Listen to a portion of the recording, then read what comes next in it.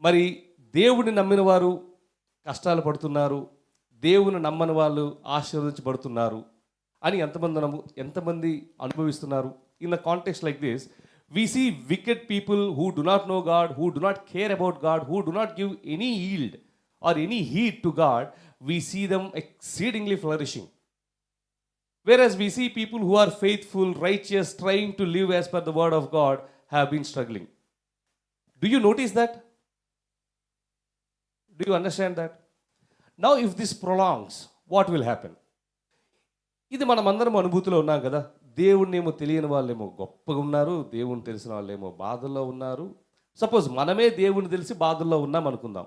ఇదే ప్రొలాంగ్ అయితే ఏం జరుగుతుంది? What will happen if this continuous?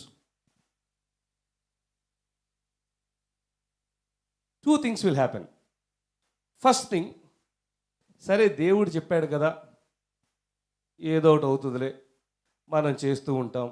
ఏం దేవుడా ఎప్పుడు న్యాయం తీరుస్తావు, ఏం దేవుడా ఎప్పుడు వస్తావు, ఇప్పుడైనా కాస్త ఫెయిర్గా ఉండు అని ఒక రకమైనటువంటి ధోరణి.